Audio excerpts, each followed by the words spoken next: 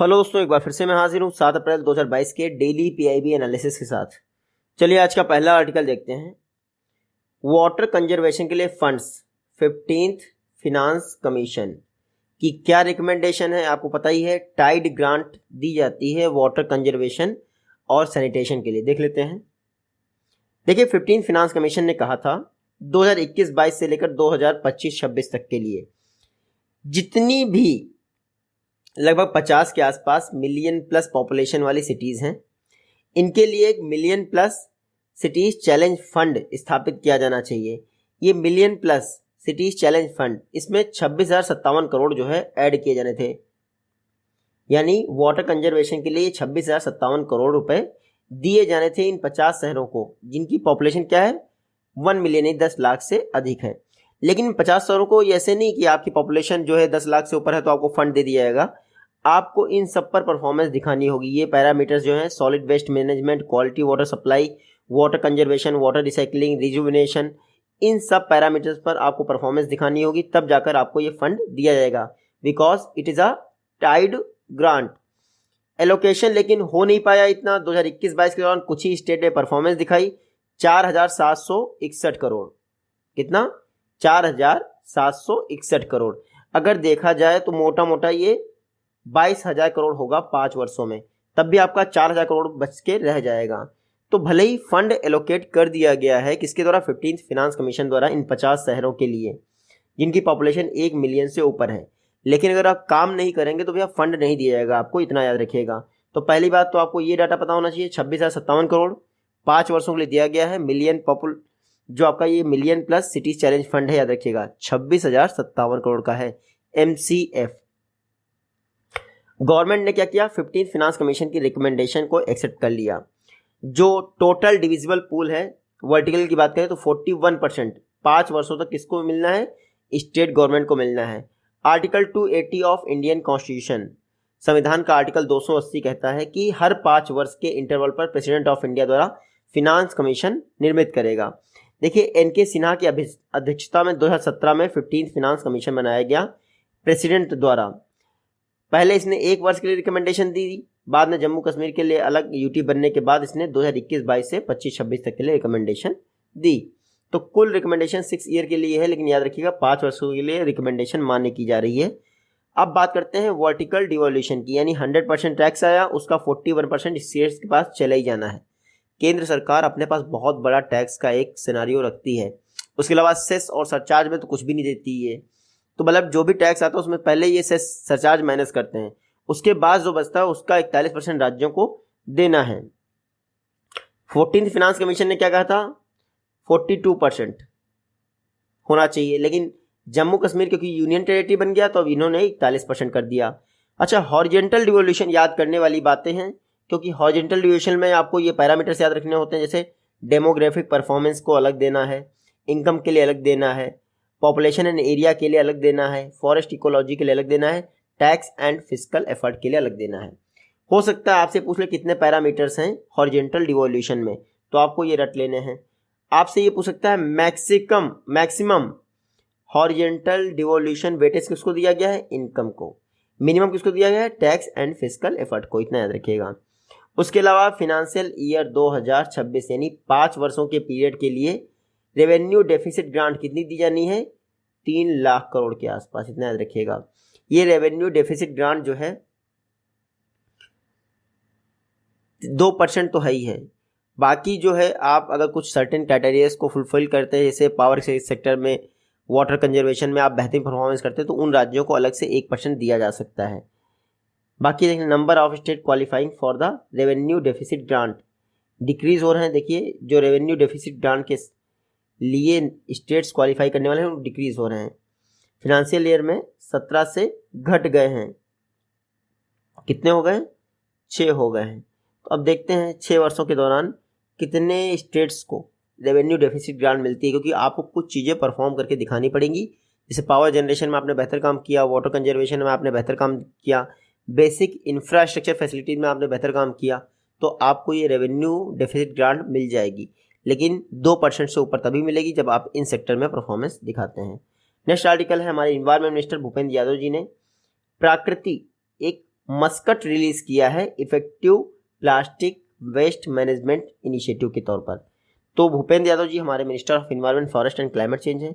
इन्होंने प्रकृति नाम का एक मस्कट रिलीज किया है। इस मस्कट का पर्पस क्या है? मस्कट ये बताता है कि आपको यानी हमें ऐसी लाइफ स्टाइल एडॉप्ट करनी चाहिए जो कि बेटर इन्वायरमेंट के लिए हो।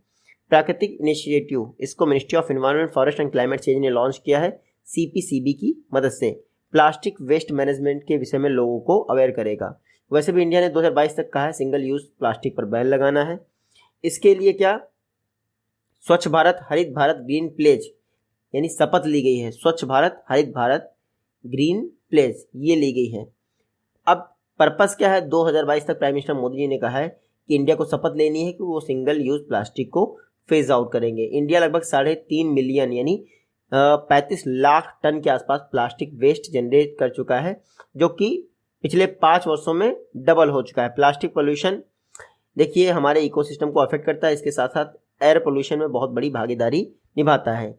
इंडिया ने इंडियन यूथ के पोटेंशियल को यूटिलाइज करने के लिए एक प्लास्टिक चैलेंज हैकाथॉन 2021 भी लॉन्च किया था और कई सारे विनर्स भी दिए गए इंडिया प्लास्टिक चैलेंज हैकाथॉन 2021 के दौरान। इसमें 3 स्टार्टअप्स को चूज किया गया जिनकी 4 मेंबर की टीम थी। 5 लाख से लेकर 1 लाख तक का कैश प्राइज दिया गया है। बाकी कई सारी टेक्नोलॉजी से स्टार्टअप ऐसी फील्ड में आ रहे हैं प्लास्टिक पोल्यूशन को कम करने की फील्ड में। प्राकृतिक क्या है? एक मस्कट है जिसको रिलीज किया है भूपेंद्र यादव जी ने। CPCB और ministry of environment forest climate change का इनिशिएटिव है। स्किल लेवल की बात की जाए मैन्युफैक्चरिंग इंडस्ट्री में, देख लेते हैं। Ministry of skill development and entrepreneurship अपने NSDC national skill development corporation के द्वारा क्या कर रहे हैं? कई सारी फर्म के साथ मिलकर एक स्टडी कंडक्ट कर रहे हैं ताकि सेक्टर वाइज इंक्रीमेंटल रिक्वायरमेंट क्या पड़ सकती है 2016 से लेके अब तक इसकी स्किल्ड मैन पावर की। यानी इंक्रीमेंटल रिक्वायरमेंट ये बताती है कि हाँ उस प्लांट ने ग्रोथ की है, उसको और वर्कर्स की जरूरत पड़ी है। तो ये स्टडी जो है 24 सेक्टर्स पर आधारित होगी। 2013 को बेसलाइन बनाया जाएगा, तो इतना याद रखिएगा। मैन पावर रिक्वायरमेंट प्रोजेक्शन जो है इतना किया गया था 2022 तक के लिए, जिसमें मैन्युफैक्चरिंग सेक्टर भी शामिल था। स्किल इंडिया मिशन 2015 में लॉन्च किया गया था। स्किलिंग की जानी चाहिए कंपनीज के हिसाब से, बाद में कंपनी को वो लोग अवेलेबल करवाए जाएंगे उनके स्किल के हिसाब से। बाकी major skill development training schemes जो है ministry of skill development entrepreneurship द्वारा दी जाती हैं। प्रधानमंत्री कौशल विकास योजना और जन शिक्षण संस्थान के बारे में। जन शिक्षण संस्थान की बात करें तो 1997 के आसपास लॉन्च हुआ था। 1967। उससे पहले हम देख लेते हैं प्रधानमंत्री कौशल विकास योजना 2015 में लॉन्च हुई थी। अब बात करते हैं जन शिक्षण संस्थान की। 1967 में इसको लॉन्च किया गया था श्रमिक विद्यापीठ के तौर पर। तब ये मिनिस्ट्री ऑफ एजुकेशन के तहत था श्रमिक विद्यापीठ। बाद में इसका नाम हुआ जन शिक्षण संस्थान। 2000 में इसका नाम हुआ।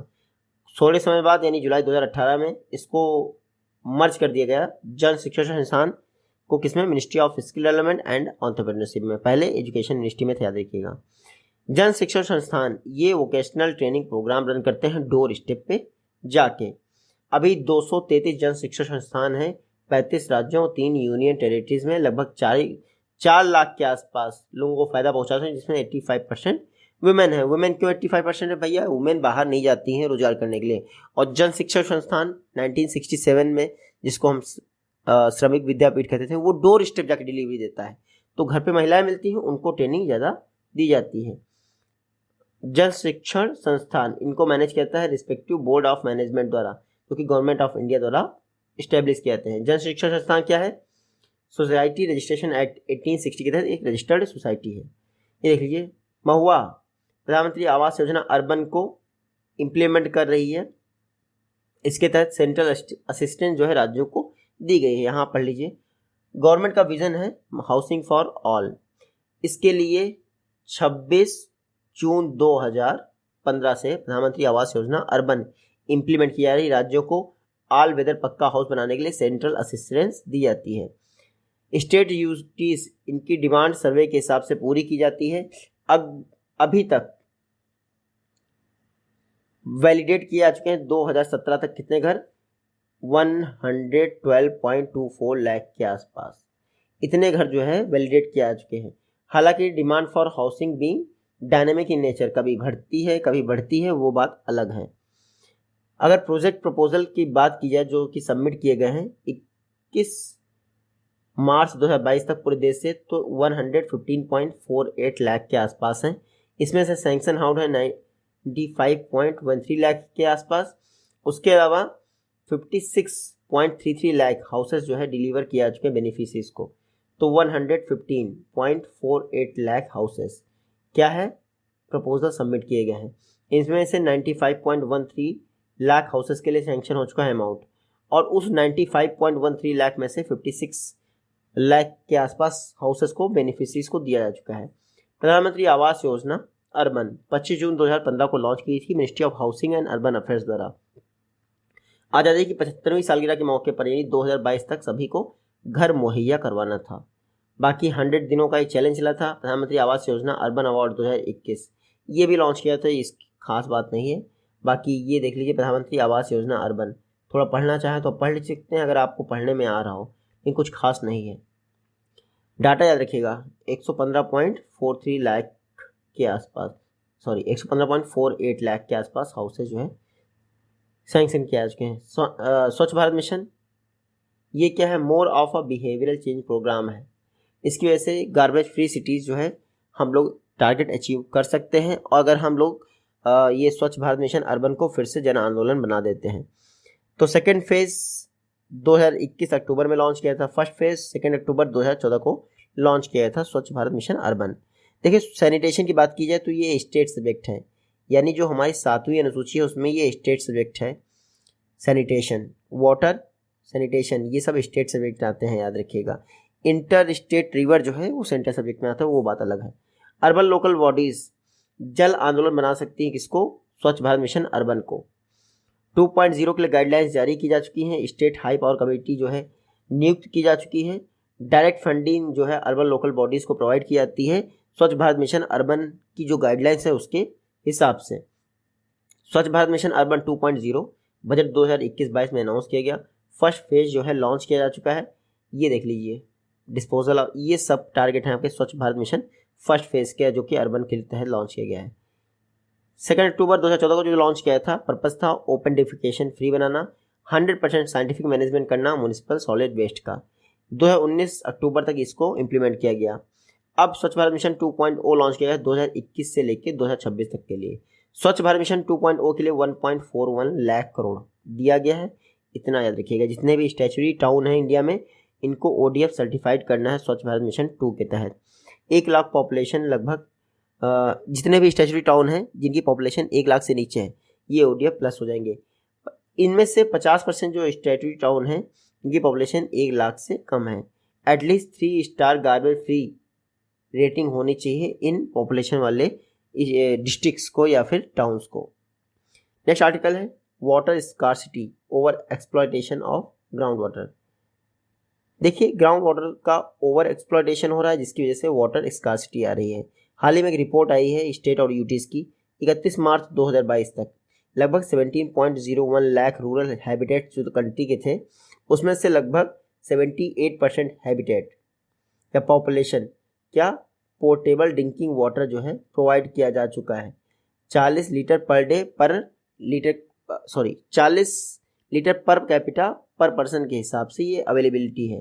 3.47 लाख हैबिटेंट्स इनके पास, जो कि ये 20.57% पॉपुलेशन इंडिया की कैरी करते हैं, उनको 40 litre per capita per day water distribute किया जाता है।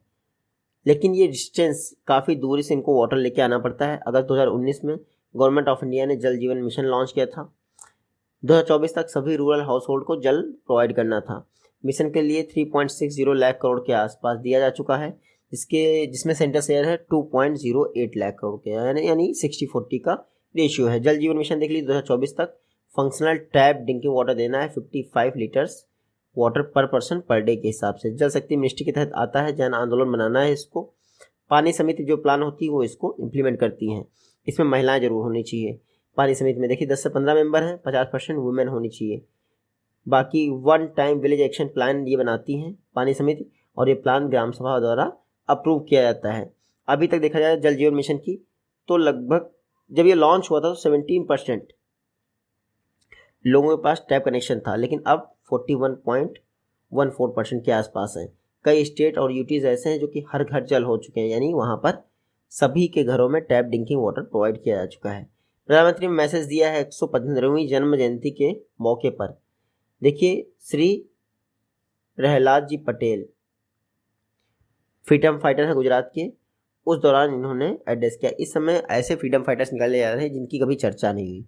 तो प्रहलाद पटेल 115वीं बर्थ एनिवर्सरी इंडिया सेलिब्रेट कर रहा है। इन्होंने अपनी लाइफ दे दी सोशल सर्विस और फ्रीडम के लिए। प्रहलाद पटेल, इनको गुजरात से बिलोंग करते थे। ब्रिटिश रूल्स के खिलाफ इन्होंने भूदान मूवमेंट को भी ज्वाइन किया। विनोबा भावे ने भूदान मूवमेंट सुनाई, मतलब कि लॉन्च किया था। 200 बीघा जमीन अपनी इन्होंने दान कर दी। नेशन फर्स्ट पॉलिसी को एड्रेस कर रहे थे प्राइम मिनिस्टर मोदी जी ने। तो प्रहलाद पटेल ने 200 बीघे जमीन अपनी दान कर दी थी, किसके? विनोबा भावे जी के कहने पर। फ्रीडम फाइटर क्या, साबरमती यात्रा जो हुई थी या फिर येरवड़ा जेल हुई थी, उस दौरान भी आपके प्रहलाद पटेल ने महात्मा गांधी जी को ज्वाइन किया था। प्रहलाद पटेल ने सरदार पटेल को भी हेल्प किया प्रिंसिपल स्टेट को मर्ज करने में। जब 1960 में गुजरात बना तो इलेक्शन लड़े प्रहलाद पटेल, और जिस एरिया से इलेक्शन लड़े पाटन डिस्ट्रिक्ट के आसपास से, उसको डेवलप करने की कोशिश की। बाकी प्रहलाद पटेल के विषय में इतना कुछ खास नहीं। मिलते हैं आपसे अपनी नेक्स्ट वीडियो में। Take care, goodbye and Jai Hind.